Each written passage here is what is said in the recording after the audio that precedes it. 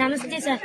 గౌరవనీయులైన Shri education minister Nara Lokesh గారికి మేము చెప్పాల్సింది ఏమనగా అనకాపల్లి జిల్లా చీడికాడ మండలం చీడికాడ గ్రామంలో ఉన్న బీసీ గర్ల్స్ హాస్టల్ విద్యార్థులు మేము మా సమస్యలు మీకు చెప్పుకోవడానికి ఏం చెప్పాలనుకుంటున్నామంటే, సార్ మాకు ఫుడ్ సరిపోవట్లేదని అడిగితే తిడుతున్నారు సార్.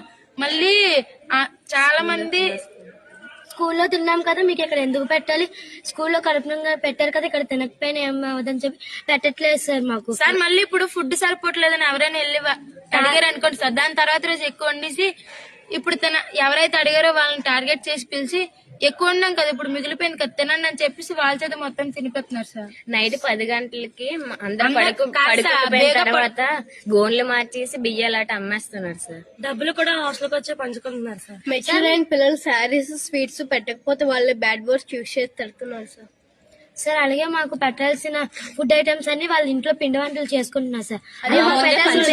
చికెన్ రుబ్బు ఏదైనా ఉందంటే వాళ్ళ ఇంట్లోకి పంపించుకుంటున్నారు సార్. మాకు ప్రాపర్ గా పెట్టట్లేదు. పాల ప్యాకెట్లు కూడా గవర్నమెంట్ ఎన్ని ప్రొవైడ్ చేసినా చేయకుండా ఒక 2-3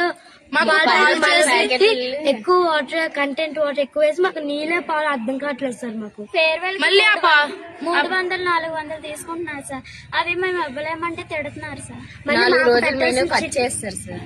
మళ్ళీ మాకు పెట్టాల్సి మేము పెట్టిన వీడియో చూసి మా ప్రాబ్లమ్స్ అన్ని పరిష్కారం చేసినందుకు చాలా థ్యాంక్ యూ సార్. ఎమ్మెల్యే గారిని పంపించి ఈ ప్రాబ్లమ్స్ అన్ని సాల్వ్ చేసినందుకు వాళ్ళు మాకు బిల్డింగ్ వస్తుందని చెప్పారు. Thank you sir. మా బీసీ గర్ల్స్ హాస్టల్ నుంచి మేమందరం నారా లోకేష్ గారికి నమస్కారం, ధన్యవాదాలు సార్.